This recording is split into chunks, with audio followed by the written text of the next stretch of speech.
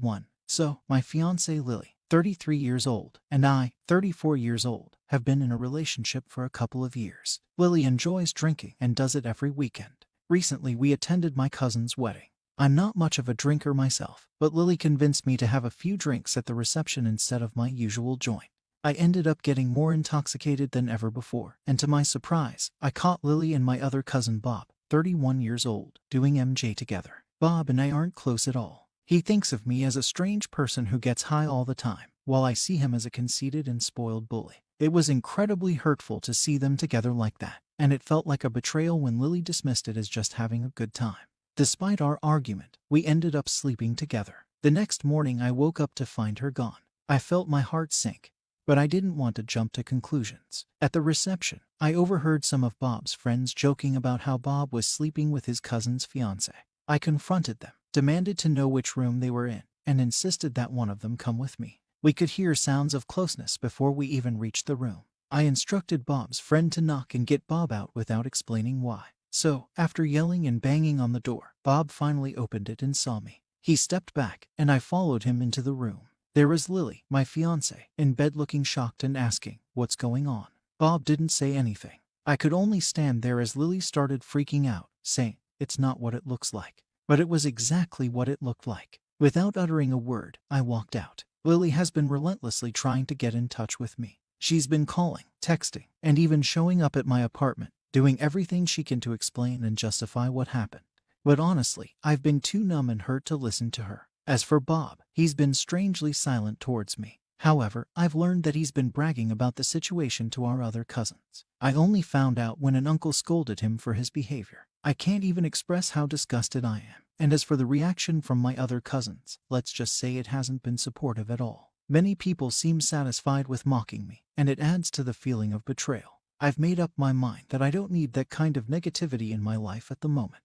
As for Lily, we still haven't had a conversation. I'm not sure if I'm ready to hear her side of the story yet, but I know that I'll eventually need closure in order to move forward. Right now, my main focus is on myself. I'm trying to find a sense of normalcy again, and taking things one day at a time. I'm getting back into the things I used to enjoy, trying to find happiness in the small moments once more. I understand that the path to healing won't be straightforward, and I anticipate that there will be ups and downs along the way, but I'm taking those initial steps, and that's what really counts. Today, my cousin Maria gave me a call and offered a sincere apology. It was surprising, because it was the first time she showed genuine remorse. She also shared some new information with me about another lie Bob has been spreading. Apparently, he's been telling people that Lily and I had an open relationship, and her being close with other guys was part of our kinky preferences. According to him, my only issue was that he got involved. I can't say I'm shocked by Bob's behavior, but it's still disheartening to hear. However, it serves as a clear reminder of why I've made the choice to distance myself from that part of the family.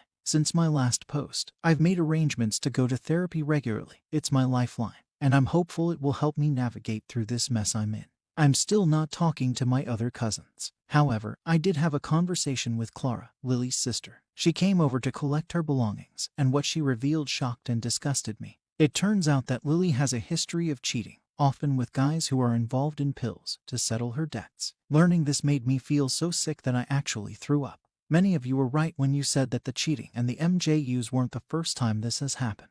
How did I miss all the signs? Right away I called my doctor to get tested for STDs. Waiting for the results has been incredibly stressful, and these days have felt like some of the most anxious moments of my life. A few days after that, Clara called me and stunned me with another piece of news. My ex-fiancée was pregnant, but not with my child, with Bob's. Yet, she was planning to come to me, pin the child on me, and expect me to raise it as my own. It took a week, but eventually Lily showed up on my porch. She looked worn down. Her eyes ringed with dark circles, her skin pale, the sight of her carrying another man's child. Oh God, it was awful. There was a time when I would have been overjoyed at the prospect of us having a child together. Now the very thought repulsed me. She began to speak, her voice, "I need to talk to you." "It's about the baby," I just said to her. "Get out of my house, Lily. I will not raise Bob's child." She looked at me in disbelief, her mouth opening and closing without making a sound. "How did you?" I didn't allow her to finish. "Just go, Lily." I watched as she quickly left my porch, a distressed figure disappearing into the darkness. The weeks that followed were challenging. I heard from family rumors that Lily had tried to approach Bob. However, he had no interest whatsoever. Bob had never been the type to settle down and start a family. Their affair meant nothing more to him than a casual fling, a momentary pleasure. He made it clear that he wanted no involvement with Lily or the baby. It brought me a bitter sense of satisfaction. Lily had cheated on me, causing me immense pain, and now she was getting a taste of the suffering she had inflicted on me. So here I am now, living a life I hadn't anticipated but have come to accept. It's not perfect, but it's mine. I'm finding joy in little things, discovering new facets of myself, and creating a life that's about me. It's a tough journey, with its own share of setbacks and disappointments, but it's a journey I'm committed to.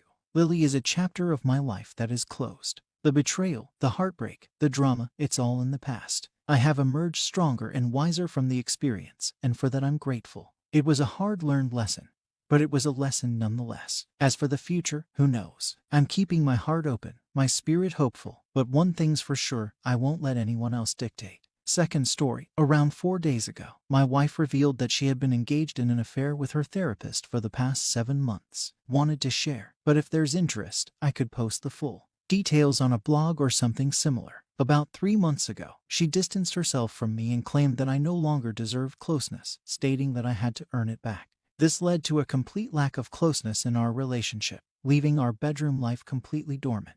As time went on, I tried to communicate with her and address the issues we were facing. I was deprived of emotional and physical connection, support around the house, and basically any effort she used to put into our relationship or household. It felt like a betrayal, and I was convinced that there was more to the situation.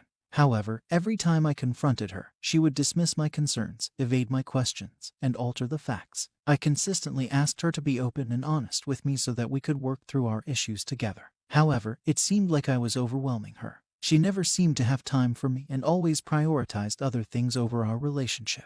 Her resentment towards me grew and she became openly hostile. Then she made plans to attend a women's empowerment event that was exclusively for females. Deep down I already knew what was really going on. She had come up with a cover story that she knew I wouldn't argue with. I couldn't sleep, so I ended up snooping through her accounts again. I checked the phone records, searched her browsing history, and even used a background search service to find out who certain phone numbers belonged to. I noticed a suspicious number and decided to give it a call. As expected, the name on the voicemail belonged to none other than her therapist. I did a background search and found out that he lived in the same town where she booked the hotel. Then, on the second night of her trip, I checked her search history and made a timeline of our conversations compared to her really disturbing search results and other things I discovered. All my fears were confirmed, and it was even worse than I had imagined. She was looking up information on what happens to marriages when your therapist is involved, how to gather evidence for a divorce, and even how to hide assets during a divorce. She was also stalking him and his family, running background checks on them, researching how to deceive someone online, and even wondering if a therapist could lose their license for being too close to a client. The list of things she was researching just kept going on and on. She was Googling this guy almost every day. The proof was clear. She's completely obsessed with him and was stalking him. Just one day before her trip, 5 days ago, she searched for how to not fart during closeness. Everything started to make sense, and I knew exactly what was happening. On Sunday morning, I sent her a text message where I laid out everything I knew about what was going on. I directly mentioned the person she was involved with and told her that if she wanted to salvage our relationship, she had to confess. Surprisingly, she came back on Sunday, a day earlier than expected. She insisted on knowing the source of the evidence. Eventually, she confessed everything. She provided detailed descriptions of their closeness. She told me that she wants to continue the affair to see where things go, but also wants to maintain our marriage because she loves me. I feel disgusted. I'm horrified. However, for some reason, I can't help but consider the idea of having an open relationship. Maybe it could be exciting. Please, someone snap me out of this foolish way of thinking. After spending several intense hours listening to her and hearing all the details, the more I think about it, the more absurd and insane it all sounds. It turns out her therapist is the leader of a group of men who have these secretive male empowerment sessions in the woods. They're not allowed to talk about what happens there. Instead of my wife attending a female version of this, she goes to the graduation ceremony of the male session. During this ceremony, each guy goes on stage and shares his emotional story, and then their family members come up to give testimonials about how their lives have improved since joining this group, which is starting to sound like a cult, by the way. There's even a little girl who goes on stage and says, "My daddy is different now. I like him better." So here's what went down. My wife, without knowing it, happens to sit next to the big shot leader of the group. This leader guy leans over to the person in front of them and says, "If only there was a female version of this group." And guess what? My wife seizes the opportunity and goes, "Oh, there is actually. In fact, I skipped the session this week to support my affair partner here today." The leader guy is like, "Oh really? Would you mind speaking about it and sharing some info with everyone?" And just like that, they put her on stage to talk about this supposed women's empowerment session that she has never even attended before. I might just be overly suspicious, but now I have this gut feeling that her therapist is recruiting vulnerable women for this organization and manipulating them for his own physical advantage. I don't have solid proof of this, though. Honestly, I am completely lost. On one hand, I'm deeply disturbed and upset by my wife's actions. On the other hand, I believe she was taken advantage of, manipulated, and coached by her therapist, and I could report him to the board and have his license revoked. But here's the thing.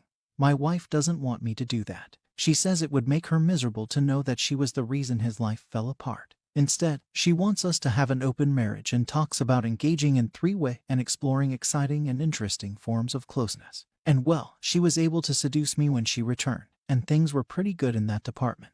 Man, I had one of those nights where sleep was a long-lost friend. Come dawn, I was completely drained, but I knew what had to be done. I didn't waste any time. I started shoving all of my wife's stuff into trash bags. Every little thing that she left in our house, every reminder of her, was bagged up. I chucked those bags right onto the curb, and let me tell you, I felt a strange sense of freedom. It was like I was taking back control of my space, my life. When my wife saw all her stuff on the street, she lost it. She started screaming at the top of her lungs, making a scene for the whole neighborhood, but I didn't care. As soon as she stepped foot onto the street, I just closed the door without even a backward glance. She knocked on the door for a solid 30 minutes, but I didn't open it. After a while, she just left. As soon as I saw her leave, I changed the locks real quick so she wouldn't be able to get back into the house. My space was mine again, and I intended to keep it that way. At the same time, I started the process of exposing her doctor's shady behavior. Knew for a fact she'd be furious, but it was a necessary move. I compiled every shred of evidence of their concealed liaison and lodged a formal complaint against him with the licensing board.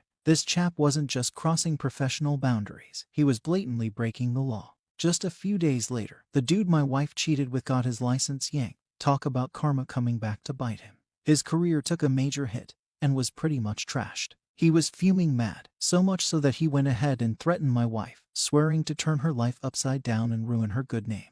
In the middle of all this chaos, my wife was freaking out. She was so afraid of the mess she made, and of the therapist, too. With tears in her eyes, she turned to me for help. She reminded me that I made a promise once, a promise to protect my family, but I couldn't help but laugh in her face. I made it clear that I had no intention of rescuing her from this mess she brewed. I even told her she wasn't my family anymore after what she did. She was left all on her own, struggling to clean up the mess she made. I won't lie. Seeing her struggle gave me a weird sense of satisfaction. It felt like payback, watching her deal with the same crap she put me through. The next weeks were crazy, with her incessantly ringing me, pleading for me to return, trying to pretend as if all was fine and dandy. But her voice, which used to calm me down, now just got on my nerves. I was done with her lies and her manipulations. There's something incredibly freeing about letting go, getting your life back from toxic people. In all the chaos, I found peace, a newfound respect for myself. No more nights of tossing and turning. The nightmares and perpetual doubts subsided, replaced by a serene sense of satisfaction. She prioritized her desires over our bond, over my sentiments. Now she was getting a taste of her own medicine, didn't feel a twinge of remorse or guilt. I had extended her an opportunity to come clean, to mend what was broken.